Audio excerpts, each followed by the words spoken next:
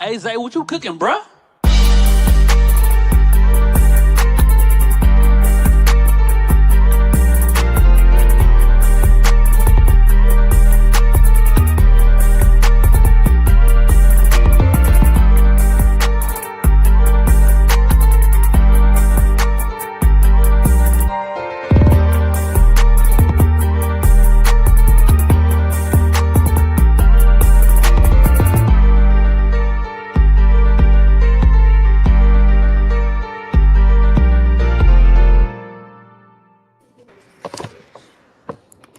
What is up, everybody? It is your boy DT Sensei. We're back again with another episode of the Ins and Out with DT podcast.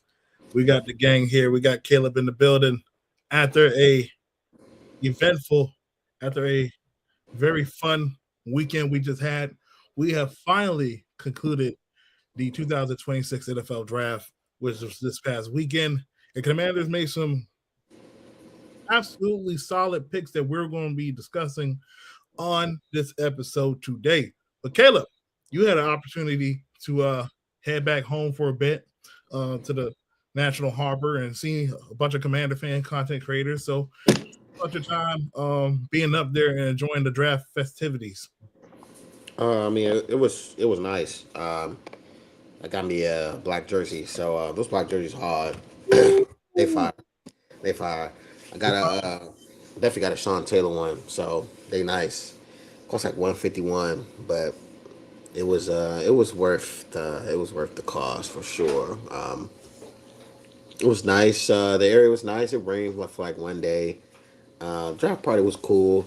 They do everything, do the same thing every year, most likely. But it was nice seeing the late round draft picks and seeing what we picked up in the fifth, sixth, and seventh round. So, other than that, man, it was pretty good.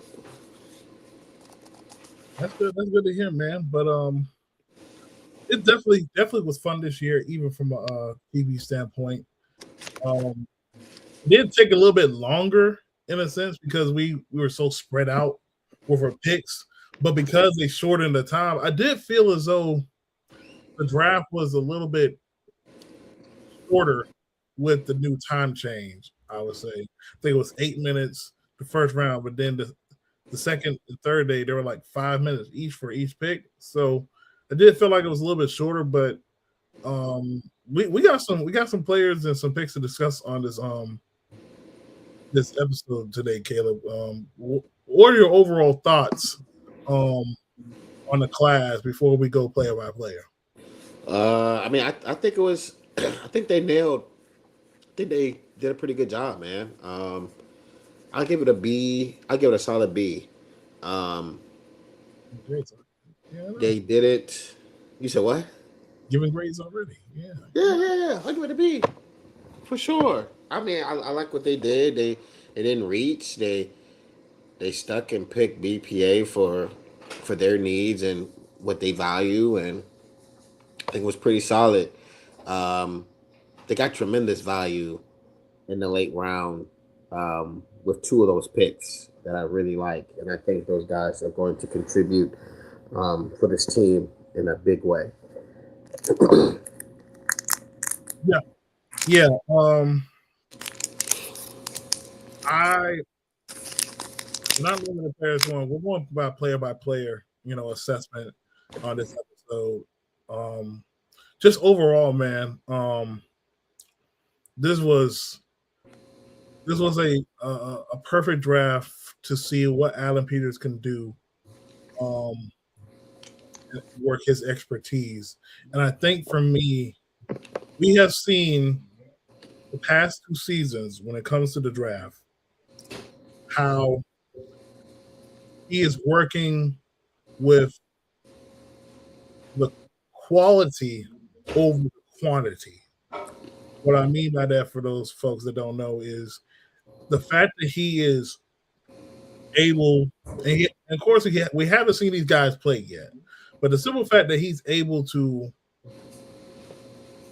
hit on these high marking players that we all thought were going to go a little bit earlier, or probably, well, actually, yes, a little bit earlier in this draft process, and maybe because we do mock drafts, maybe because we listen to these other analysts and stuff on these national shows, but there was a lot of players that just fell right into the lap. Now, of course, there are some players that were in other conversations of discussion of they went this guy over this player, and we'll talk about that.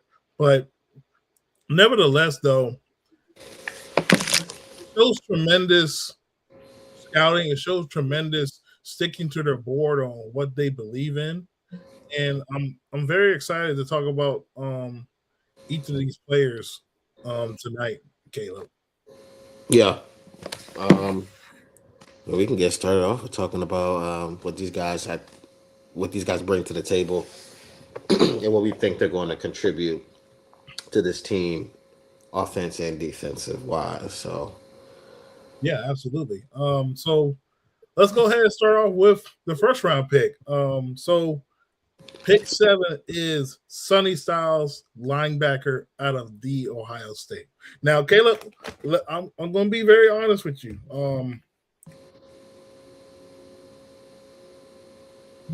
As an Ohio State fan, I love Sonny.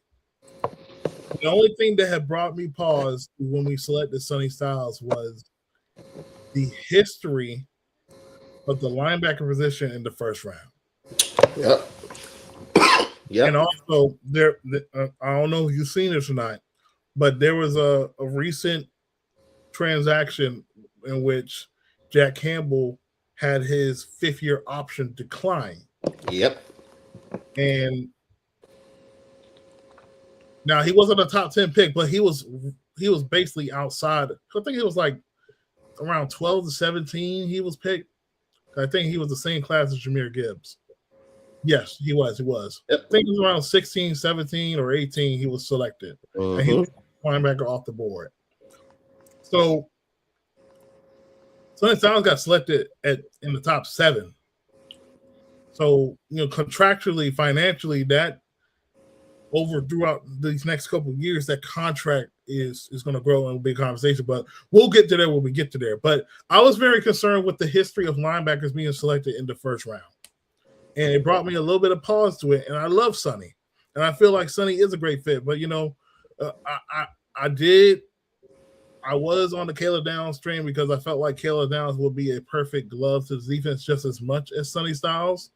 And he provides help in the secondary, which has been one of the weak points of this team the past couple of seasons. But after bringing back my Ohio State bias and going back and relooking at things and conversations, I still love the pick because, one, we haven't had a linebacker this athletic in I don't know how long.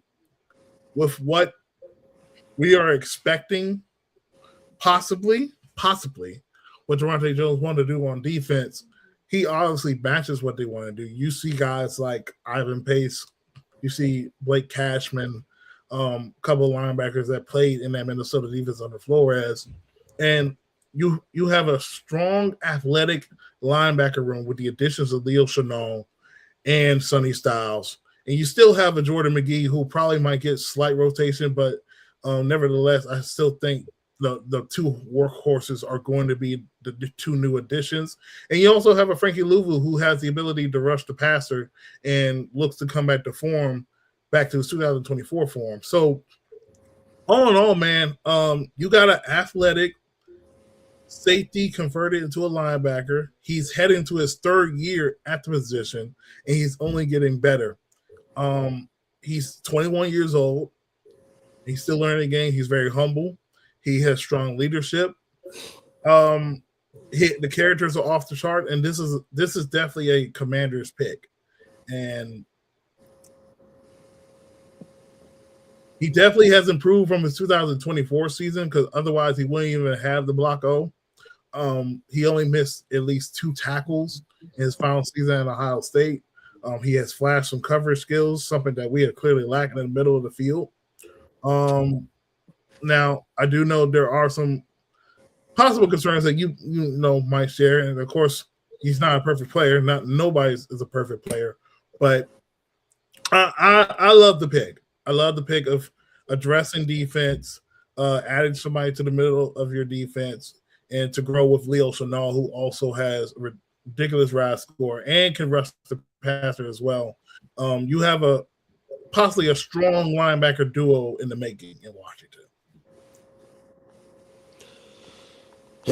I agree. You add you add Sonny to this team, I probably have the most athletic linebacker unit in the NFL. Um, Definitely in my division. No more slow, no more slow. Bobby Wagner. I don't got to worry about that no more. The thing with Sonny, his strengths, he's really good in pass coverage. He can flip his hips. He has a feeling for where zones are. He can definitely hang with running backs and tight ends on certain routes, flats. He can tackle. Um, he improved his tackle rate first year playing linebacker to his second year playing linebacker. Um, he could definitely hit some people too, for sure. And he got a little juice when it comes to blitzing off the edge and up the middle. I would probably say one growth area that he needs to work on is him maneuvering through traffic in the run game. There's some clips where sometimes he gets lost a little bit, but that goes with just being how how young he is and how difficult that middle linebacker position is to play. Um, Mike linebacker is arguably a top, it may be top three, or definitely top five hardest position to play. You know, not just lining people up, but you got to be able to guard like RPOs, read out like stuff like that. Middle linebackers, they have a lot of responsibilities um, on their shoulders. What you said about drafting linebackers high, especially with the Jack Campbell thing, he was a first team All Pro, and they still didn't pick up his fifth year option. That just shows you that the linebacker position, it's not really valued in the NFL. It really isn't. And most of the really good linebackers that you see in the NFL, they're all picked in the second and third rounds or fourth rounds. All the top linebackers that are good in this game, they're not first round picks. Most of them aren't first round picks. But Sonny, the sky's the limit. Um, the sky is the limit for that kid. If you can even, if it can be just as half as what Fred Warner is, people comp him to Fred Warner. I'm not expecting that out the gate.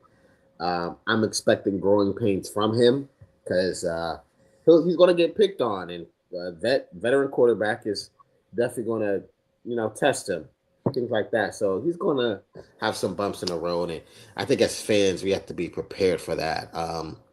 And I also like this for him too. You're inserting him in this linebacker room, and there's no pressure on him. I think because Leo Chanel, he's seen some things in the NFL. He's been in the league for like 4 years, um, 4 or 5 years. So and he's won a Super Bowl. Uh, so he can help Sonny along the way. But Sonny and Leo, that's a athletic linebacker room. It is absolutely, man. That's enough, and I like that. I like that. It's gonna be interesting to see what they do with this linebacker room. I don't got to worry about these running backs and tight ends cooking us up. Sonny can definitely neutralize some of those things for us, and not only that, but Leo and Sonny, Jordan McGee, Luvu, um, we got Jackson Dart in your division. We got Jalen Hurts in your division that can help neutralize some of these mobile QBs. Mm-hmm. Um, Absolutely. so that's something else is really gonna bode well for us. So um, what's the best for Sonny, man? I'm confident in what they can do with him. Um, so we're gonna see how this is because he can definitely. I've seen him go guard players like 20 yards down the field. Shout out to George. George and Mark Bullock. They did a film breakdown of him See this guy flipping his hips and running up the seam with some of these receivers and tight ends, and he's taking away passing lanes for some of these college quarterbacks. So we're gonna see what he does, man. I'm intrigued to see him play for sure. Yeah, most absolutely. I think one thing that is going to be very interesting is like what we're saying is how he's going to be used because yes, he'll more likely um, between him and Chanel will probably have the mic responsibilities, but both of them have the ability. They can get after the quarterback, they can cover downfield, make plays in the backfield, and with a retooled defensive line, that will help them as well. So what Adam Peters has done clearly is put all their assets into the front seven, made it better the last 2 years, and to help this secondary, so they won't have to cover for so long. That's a philosophy that has come from the top from the 49ers, the Patriots, and Broncos, just to name a couple of teams that Adam Peters made a stop. So this is an excellent pick. It took some time the night after the draft, reassess, but I'm all in on the pick now. Sonny Styles says Commanders. He wanted to be a Commander. I don't know. You watched the Bleacher Report, little short where they follow his day behind the scenes. Mm-hmm. He wanted to be in the nation's capital, bro. He did, sure. Absolutely. He did for sure. He had a feeling he was gonna get picked by us. He wore a burgundy suit and everything. So we go. I'm intrigued to see him play, man. I just hope it'll work out. And I hope we can get hope we can get a contract extension too with him. Because like I said, the linebacker position, man, it's hard. It's that and I said this in this place too, DT. It's hard to hit on the linebacker position, especially Mike linebacker. It's very hard. I don't think people understand that. It's very hard to hit on that position. It's not a false statement. Do you believe he has one of the highest upsides in his class though? Yes. Yes. Yes. That I agree with. Yes. He has the I may be gassing him a little bit. No, gas him out. It was commander pot. Call me crazy. He has the possibility to be a top 10 defender in the NFL. He has the you don't see a 6'5", 245 linebacker that runs a 4.47, 43-inch vert. And his shuttle and his three cone is pretty good too. And I've seen clips of him flipping his hips like he's a DB guarding crossing routes. I've seen him backpedal and run up the seams to take away the passing lane on a crosser, on a 20-yard, 30-yard crosser. Like I said, if the game can slow down for him, this kid can be an animal. Sonny has the ability to be our JD5 on defense. How JD5 is so dynamic on offense, Sonny has that ability to be dynamic for us defensively. He has that ability. He definitely has that ability. And that's Sonny is a player that you can build around, in my opinion. You can build around him. Get a safety, get an edge rusher. This team has lacked a blue chip guy on that defensive side of the ball for a very, very long time. What's the last blue chip defender we had that really was a blue chipper consistently for us? He's the last guy. I guarantee you're not going to say Ryan Kerrigan. Probably London. I was thinking that. I was also thinking, Sean Champ Bailey before he got traded. No, he wasn't. It goes back a very long time, Caleb. That's the funny thing about it. Yeah, And it's yeah, Chase Young was a blue chip talent, but he wasn't consistent, especially after his first year. I understand injury, but still, he wasn't yeah, consistent. agreed. And clearly, you see him in New Orleans. He's starting to put everything together. But Like, yeah, it goes back a long time, bro. Like, and we had London in his late 30s. yeah, no, early 30s actually. Well, yeah, We got him when he was, yeah, we got him when he was 30 for sure. And he won a Super Bowl with the Rams, I think. and he Uh, also played with Lorenzo style. I mean, Sonny's dad. mm-hmm, mm-hmm. That part I did not know. So that was an interesting nugget I found out. Yeah. Um, with the team.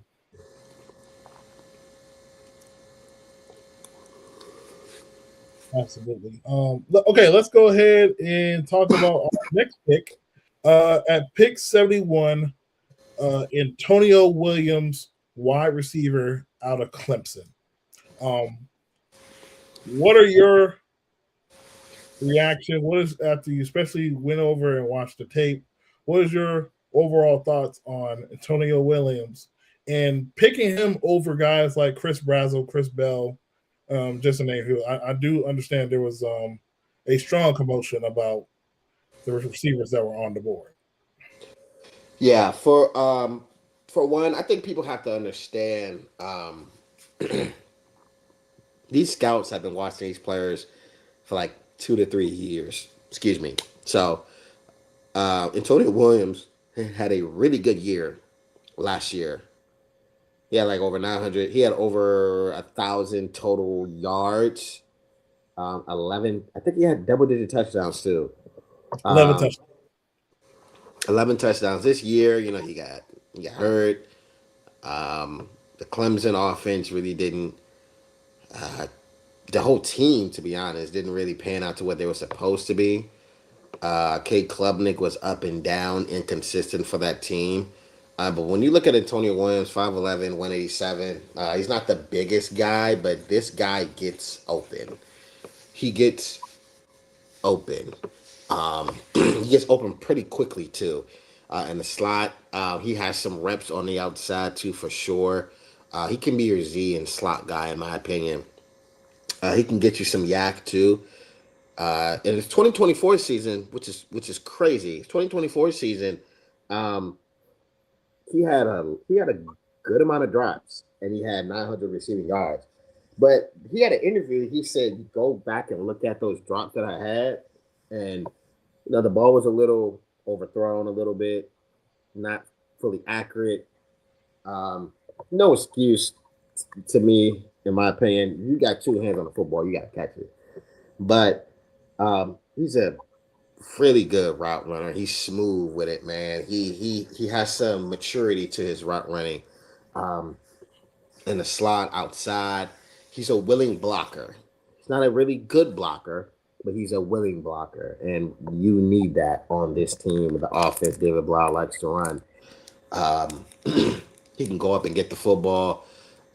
He's like I said, he's very tremendous.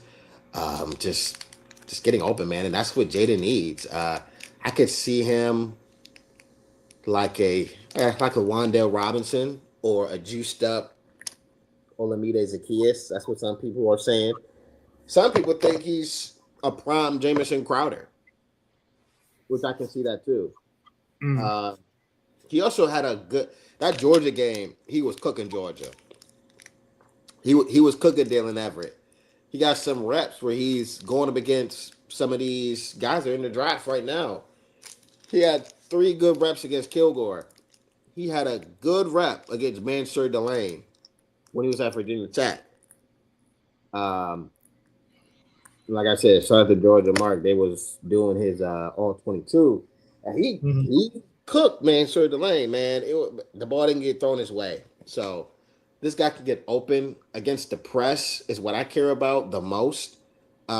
He has some fine tuning when it comes to him getting open against the press, but you see the flashes there. And what I like about this class, just the whole class in general, what I like about this class the most, bro, is there's no older rookies. These guys are 21, 22. They got room to grow. Um, so Antonio's 21. He's going to get better. Yep. Um, I think Jaden is going. Jaden has the ability to spam this guy. A friendly target over the middle of the field.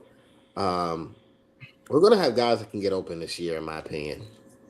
Hopefully, whatever that Ayuk situation, however that pans out, we're gonna have four guys that can get open. Terry, Tony Williams, Ayuk, Tig. So, but to the Tony Williams thing, man, that may be the pick that I want to see the most out of. Because I care about Jaden's progression. I care about him building a repertoire with someone on this offense. So um, I like Antonio Williams' film, man.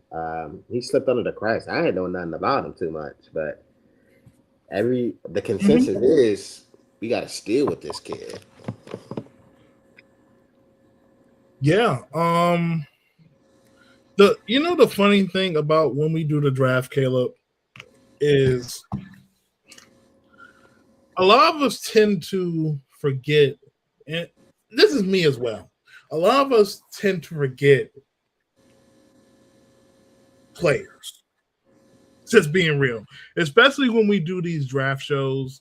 We only select a few players that interest us from a personal standpoint of what we've seen and how feel like you can get them on day 3 or day 2.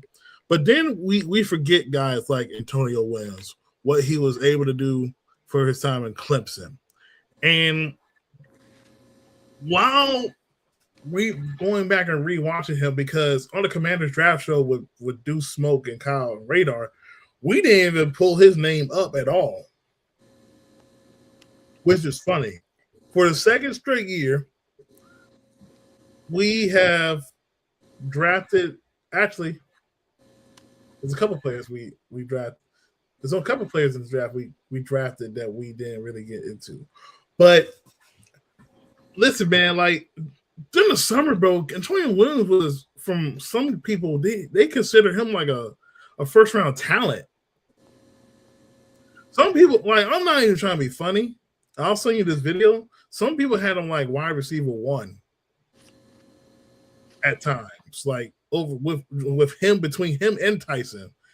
Like Cardell Williams in the discussion. Chris Brazzell wasn't in the discussion. Skylar Bell wasn't in the discussion. Because you want to know why? Two of those names that I just mentioned, Chris Brazzell and Skylar Bell, they didn't have big years until this year. I've seen some people on YouTube that say this is their wide receiver 3 or 4 in the class. Like right now, it's just that he just slipped under the cracks, man. And I know people will say, "Oh, we need somebody 6'2", 6 foot plus." I mean, bro, like the dude gets size does not matter as much, because we're in a league now where if you can't separate, you're gonna have a hard time. There's literally metrics out there for majority of these wide receivers that came out, and a lot of the guys that you like, and you're like, well, why are these guys not getting opportunity? They're not getting opportunities because they can't separate, or they don't understand the nuances of zone coverage. They can't separate against press, and that's why you have guys like, this is not throwing shade out there. That's why you have talent evaluators who assumed that Traylon Burks was going to do the same things that AJ Brown was doing, when really AJ Brown was able to play the outside inside. Traylon Burks to me, is a big slot wide receiver, and he played the slot in college. He does not just because he's 6'2" does not mean he can play X. That's not necessarily true. And I think we get caught up because a lot of our receivers in history have always been shorter guys, but Terry plays like he's 6'3", and he has the speed. But he has also at times had a quarterback that wasn't able to get him the ball until JD5 got there. You have guys like Santana Moss in history who were shorter, but were very productive. We have productive receivers over here regardless of size. And you get a guy like Antonio Williams to go in this room. As of right now, he's wide receiver too. Based on the talent and what he can bring. You can move him inside. You can move him all over the place. I think he'll have higher potential because he'll be motioned a little bit more, especially what possibly could be a Ben Johnson style offense. I think this is also a slam dunk pick. I do understand why people feel a certain way. Now,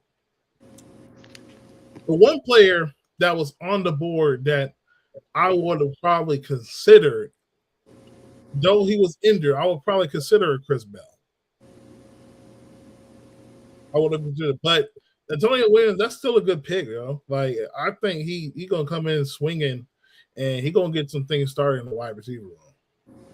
Agreed. I think he's the best route runner on the team currently.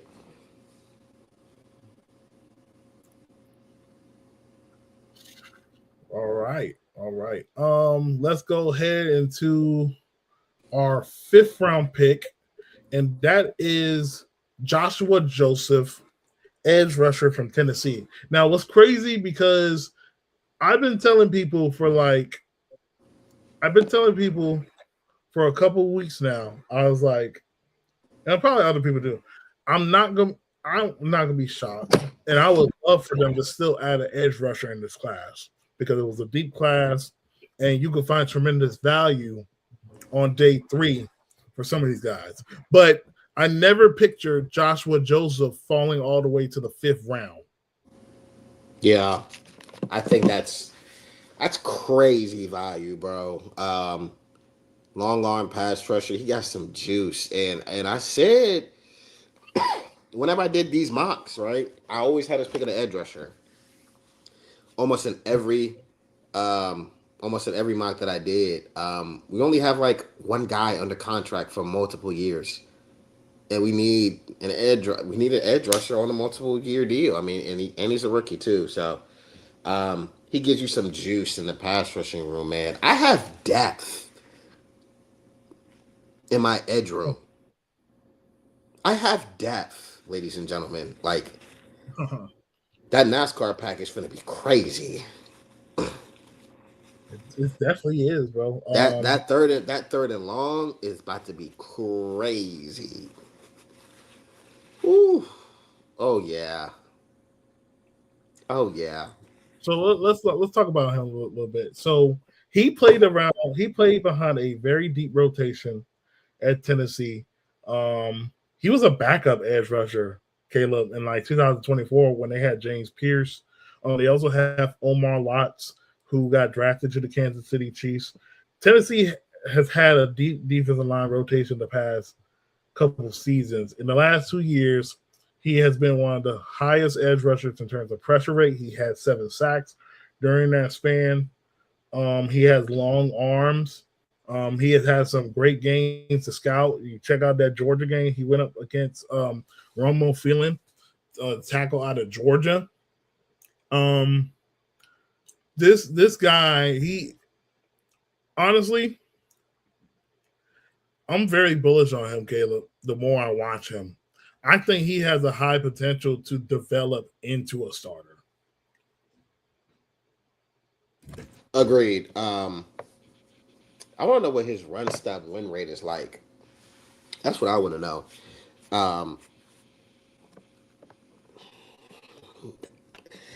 Can he be an every down edge rusher? I don't know. I don't know him I too much. that's probably the questions with the young man, right now.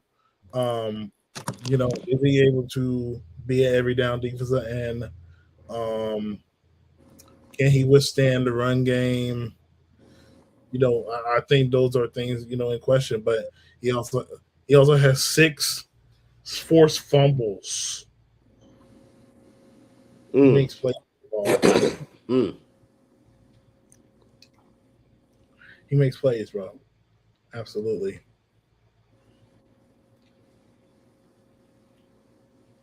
And he might. I think another thing might be considered. Him being in the weight room probably just gets stronger as well. He's 6'3", 240 pounds. He's I think he's 22 or 23 years old right now. Okay, hold on. Let me look that up. I was surprised he was there. Yes, I was surprised he was there, but I just also wasn't surprised they were going to go edge rusher at one of those picks. I just felt like the value was too good to pass up on one of these edge rushers, especially in a room next year that's a lot of these guys are on the last year of their deals or just signed 1 year deals. You need some depth and competition too. To be honest with you, Baptiste, he has not shown he can stay healthy through 2 seasons. And you got Drake Jackson, you signed late, but it took him forever to even get on the field. You need to have quality depth and quality guys that can compete to have a role on this team. Yeah, he's 22. He's 22. Okay. Yeah, that's good depth, man. I like that pick for us. I like that pick for us. He's definitely going to contribute to the team for sure. They're going to find some way to get him in. Yeah, like the possibilities you can do, like because like Louisville's gonna be rushing. Um, he's gonna be matched with a running back. You got Owe, you got Chase on, Dorrance Armstrong coming back from his injury. You could blitz Dietrich, Sonny, you could Janal. Dietrich Wise, you got coming back too. I I mean, think, the I think, poss- I think Baptiste is coming back too. but So I think he's gonna be on the bubble though. Like we gotta be I know, honest. I know, because he got injured twice. Unfortunate. Yeah, I like him. I like Baptiste, but he when you get injured for 2 straight years, like that brings concerns to me, and that's why like they're I would say they have a little bit more higher faith. And no, I can't say that because they took Sonny. I was going to say McGee, but they took Sonny in the first round, bro. At the same time, though, he was their number one on their board, but I can't depend on McGee either. McGee been injured the past couple of years. Yeah, agreed. But uh, I think especially with this defense, like he could put his hand in the dirt, but he also stand up, be a stand up rusher too. mm. And I think our DNs are going to be standing up, and our or outside linebackers will be standing up majority of the time. So yeah, I love this pick. Now the next pick, Katron Allen. Oh my god, that is arguably my favorite pick in the draft. Fat man. Fat From man. from Norfolk, Virginia. Oh He a little man, he a little delulu, but hey man, he man, gonna be a back. He gonna be hit. He's the type of running back we need on this team. He got size to him. He got some strength to him. He got a little juice in his game. Um, he's gonna be the dude that will close games for us. 5'11", 217. That's a big boy, dog. Yeah. That's a big boy. Um, his rushing yards are really, really. I think it's like what seconds. The last Nah, 2 years. he's the it's the last 2 years. Okay, Yeah, I thought you. because I saw a stat. I gotta find it. He's only behind Jeremiah Love, I think, in some categories. I gotta find it though. I gotta find it. But I like that pick. He's gonna be a nice compliment to Bill. He's the type of guy that you get the ball to and say, gonna give him 15 carries, 15, 20 carries in the playoffs. We gonna run the pill today. Katron, Bill, we gonna feed you. He gonna feed you. Yeah, here it is. I'm actually gonna send it to you on Twitter. And you can put it on the Yeah, screen I can put it on the screen. for the people to see. He could be running back one for us. He could be running back one for us. Listen, bro. He's the all-time leading rusher at Penn State, and he had another dude in the backfield with him, and he's like third, and he got more yards than Saquon. He's not as dynamic as Saquon, but he just gets the job done. And he's not, and quite frankly, he's not as dynamic as Nick Singleton either. Singleton is, but yeah, he was a better runner. He's way better runner than Nick. He got vision. He got power. Yeah, man. Yeah. I formation, goal line, like some of these goal line run plays. He gonna get in there. 5'11", 217, bro. He's our David Montgomery. He is our David Montgomery within this new offense. 23 years old. He went to IMG Academy too, as well. To people that care about that, that's like one of the most prestigious places to go and play sports at. Yeah, man, he's the type of dude you get the rock to when it's raining, cold, snow. You give him the rock. You give that fat man the ball. I like that pick. I like that pick a lot. We're not talking. By the way, DT, we're not talking about that quarterback pick, bro. Why not? Bro, he's butt. You're the one that made the good point, though. True, but he's still butt. Like he's still not good. Okay. Let's get him out of the way since you want to bring him out early. Right. Is he better? Is he better than Sam Hartman? Yes.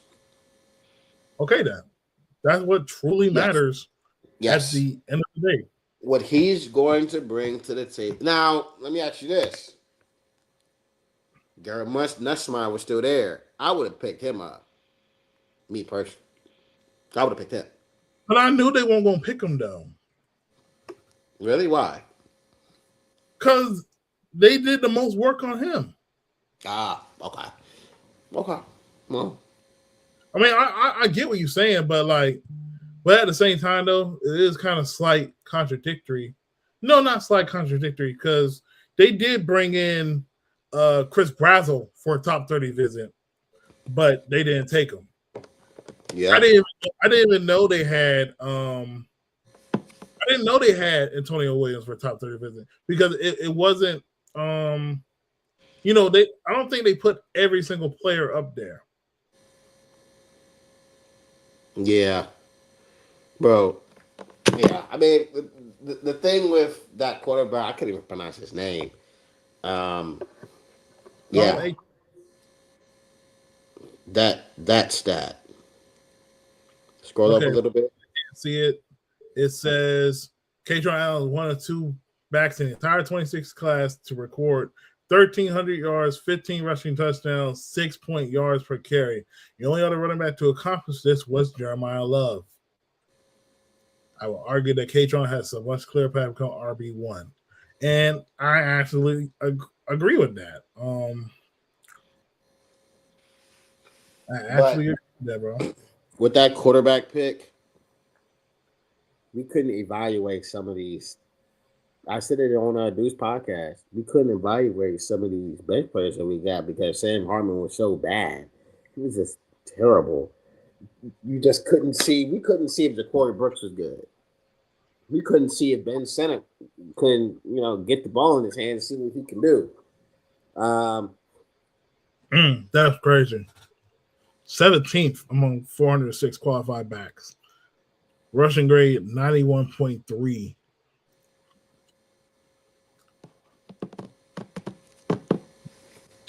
It's a good pick, man. One of those backs won't make the cut. Okay, so I actually was thinking about this over the weekend.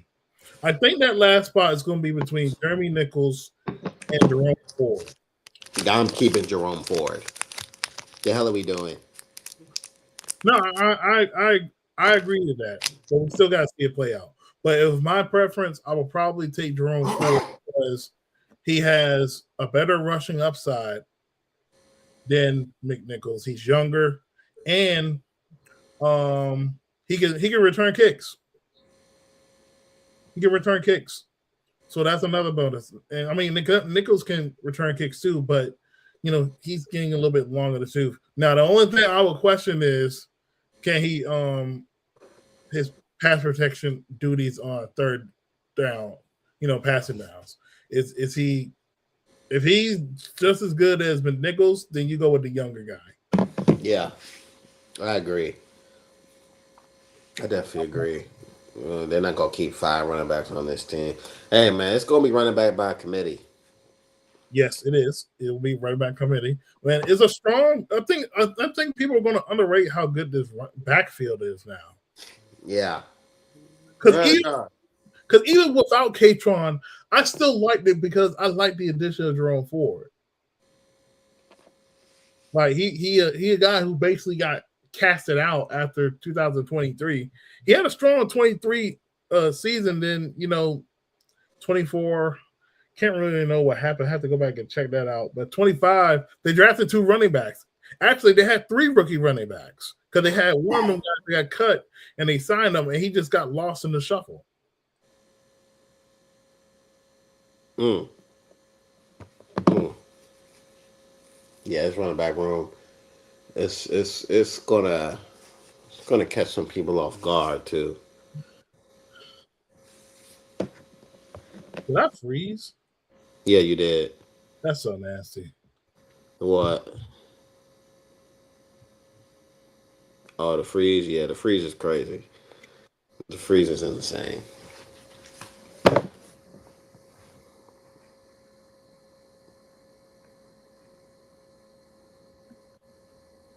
Let me see how I got.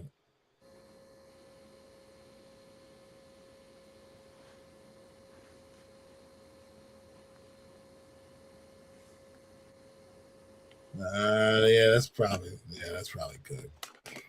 Dang, bro, chill out, cat. Chill, cat. Yo. I'm really frozen on this one though. But anyway, we're gonna still continue though. Let's talk about Matt Gublin, center from Michigan State. This was one of Radar's guys. I forgot to mention, shout out to Radar because he nailed 2 of the picks in terms of covering prospects this year. Joshua Joseph and Matt Gublin were 2 of his guys during this draft process. So I did not know he started at Wake Forest. He played multiple spots on the O-line, played guard. I believe he played tackle as well. I have to go back and look, but he played center this past season at Michigan State. He was PDF's second-ranked center in all of college football. That is a crazy and strong feet. Yeah, I think his only con is him moving in space. That I agree. I think I don't. For what I've seen, I do not see him as the most athletic center that we have seen in the years past. But his anchor is very, very strong. He has a very strong anchor in pass pro. A very strong anchor in pass pro. So he has all the qualities to potentially be a starter. Probably needs some refinement. I think this is also a good pick. I mean, my stance was if they didn't draft a center in the draft, they were probably going to sign a guy in free agency to compete with Nick Allegretti. But um, they drafted him to sit behind, develop. So we'll see. We'll see how this play out this year at that center spot. They have real high confidence in Nick Allegretti, despite only playing a few amount of times at that center spot. Yeah, hopefully he can take over for us. He's young too. He's like 21, I think, right? Yeah, a lot of our guys are very very young,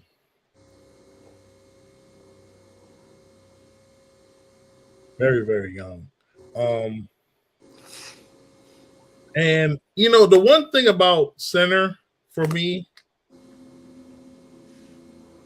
center is a very important position, but I don't need you to be the most freakishly athletic at that spot. If you're a good communicator, you're good at putting guys in the right situations to pass block. If you're able to do your assignment, if you're able to help your young quarterback, if you're able to be average enough to get to the second level, I believe you have all the makings to be a good starting center. And I do think Gublin will probably need a little bit of time, but I would not be shocked if he has an opportunity to play this year. So we'll see how that center position go. Mm. All right, and we already talked about the quarterback, but like you said though, with him, like I can't go another year with Sam Hartman just thinking another joint, and then we got wide receivers trying to put film on tape, and they can't put film for other teams because Sam Hartman can't even get through his progressions. Sam Hartman can't throw a out route. Like he was so putrid last year, bro. Like his performance last year in the preseason was much worse than the entire performance against the Baltimore Ravens. Like that's how bad he was, bro. Yeah. But also you have to think about this too, Caleb. At some point, Marcus Mariota is not going to keep re-signing with the team. He might retire. He might get an opportunity. Might get a little bit more incentive opportunity to be a bridge quarterback. So you have a guy that can grow as a quarterback 3, but potentially be the backup quarterback with Jaden Daniels. Agreed. Also it gives Blau someone to work with. It's gonna be his first backup quarterback he's working with as an OC. So we're really gonna see in preseason how this guy plays. Also gives him somebody that reminds him of him. Mm. That was another key thing I thought about as the weekend go. Like, what if David Blau sees some Blau and that could be a high possibility. Now, the question I will have is, and I hope we don't get to this territory, because you know what I'm about to say. Are they both going to run the same offense, or he's going to have a different offense that Jalen don't play? But no, I think Jaden can play the same offense, bro. Agreed. Also, I like the kicker that we brought in. Drew Stevens, yes, Drew Stevens. We brought him in as an undrafted free agent. Just seen a video of him kicking a 72 yarder, and he also kicked a 58 yarder against Oregon in the rain this past season. Um, I I'm not saying I don't like Moody. I think Moody's okay, but I'm not confident in him like entirely winning the job. You get what I'm saying? So Yeah. I'm cool with bringing competition, and I feel like this kid can bring some competition. Like if he comes in, be consistent. Like bro, if you can give me like 8 field goals over 50 yards, and you can kick everything else underneath, you're my guy. You're my guy, bro. Yes, I know, buddy. I know you hate kickers, but we'll Um, one thing I one thing I do like is that he's kicked at Iowa. They're in a lot of elements, so hmm we don't got to worry about him kicking or worried about him kicking in the wind or rain or it's a lot of elements in Iowa. So he's kicked outdoors. So that's a good thing. Really good thing. definitely is. So one more guy to note that they brought in. Now we didn't talk about this, but we can address it now. So they did not really address the secondary in this draft. I know a lot of people are disappointed they did not address the secondary. But what does this tell me is one, for 2 straight years, they did invest in corner in the top 60 picks, 60, 70 picks, I'll say. They really feel like this new scheme will help benefit this defensive backfield. And they were really put in some type of bad mishap by the last defensive coordinator. Do I believe that entirely? No. Do I understand them giving them an opportunity? Yes. You telling me you have more confidence in Quan Martin over a Caleb Nance? That's still nasty to me.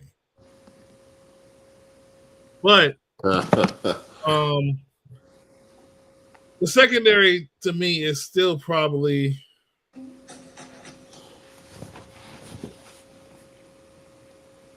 um, um, the secondary is still a question, without a doubt. It is. It They is good. did they did bring in a corner undrafted Fred Davis the second. Uh, he is no kin to the original Fred Davis, but we'll see how the secondary pan out. It's not the end of the world, though. I do think they might address it later on in this later portion of free agency, but the secondary and still the wide receiver spot. Those are the glaring spots that still need to be addressed. For sure. They're just gonna blitz the hell out of these teams we're gonna go up against and it can help the secondary a little bit, man. I mean, I can see them adding in a Kuda or somebody already picked up Martin Emerson, but I can see them adding a Jeff Okuda to the room just to give Amos and Mikey some comp, I guess. But um, this is the corner room we're going to go into the season with. So Yeah, yeah. So we'll see how that plays out. But all right, man. I think this is very productive, dog. Definitely will be coming back up here next week. We're about to get to the dead period pretty soon, so we probably got a couple of episodes left. But I do have some plans to get some people up here with some of the college teams from the players we drafted. Um, Deuce just gave me a link, so I'm definitely gonna try to hit this guy up to talk about the first overall pick and try to get it up a guys get up here. So that's all we got for y'all tonight, man. I'm very excited for this class. We do still have some questions, but nevertheless, we're definitely going to see what we're going to be cooking up this off season. So Caleb, you got any final word? No, man. Just want rookie minicamp to start. Training camp will be here before you know it. So hopefully these guys are ready, and we get to see these young players progress with this team, offensively and defensively. Yeah, most definitely, man. But that's all we got for y'all tonight, man. It's your boy DT. We got Caleb in the building. Say, what you cooking, bruh?